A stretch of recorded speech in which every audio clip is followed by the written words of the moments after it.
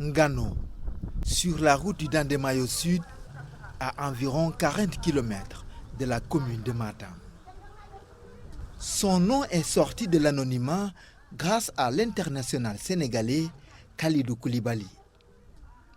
Les parents du capitaine sénégalais sont originaires de ce village qui s'est distingué par deux faits majeurs. Les populations de ce village avaient réussi à capturer vivants deux lionceaux pour les offrir à l'ancien chef de canton de l'époque, Abdou Salam Khan. De plus, un collier en or qui avait été offert au président Senghor par les populations de Kanel a été forgé ici. C'était en 1967, indiquent certaines sources. Le vieux Sambassi, aujourd'hui âgé de 75 ans, est l'un des témoins oculaires. Il raconte.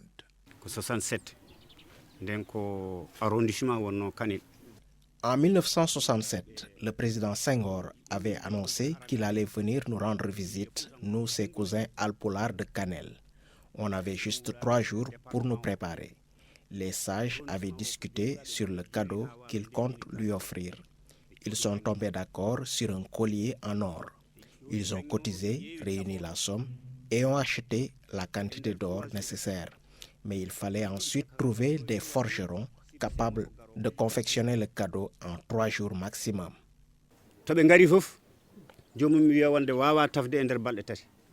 Pour honorer le premier président sénégalais, les Alpulaars avaient fait appel à 2 forgerons hors pair.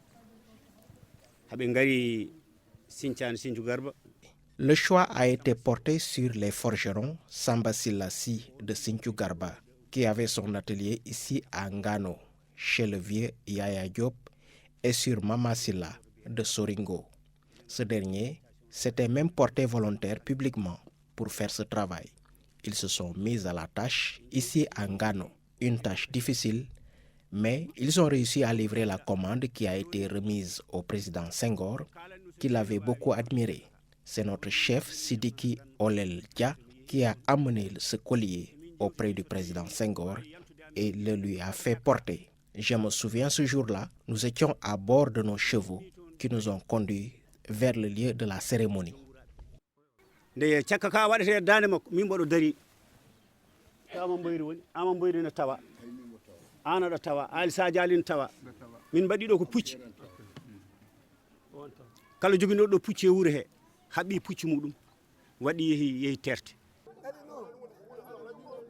C'est sur cette terre nue qu'était implanté l'atelier où a été forgé le précieux métal.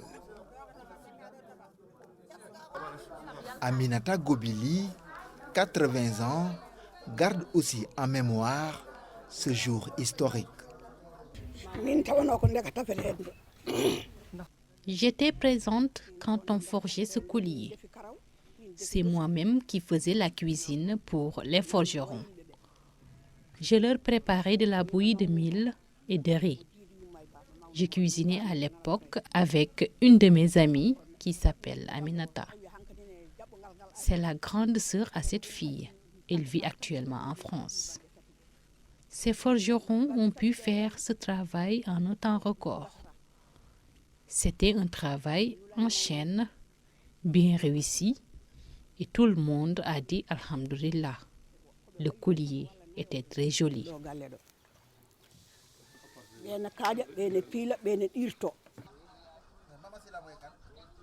C'est chez le vieux Yaya Diop qu'étaient établis les 2 forgerons. Sa fille Abiyaya Diop, absente des lieux, a accepté d'apporter son témoignage au téléphone. Elle avait 17 ans à l'époque.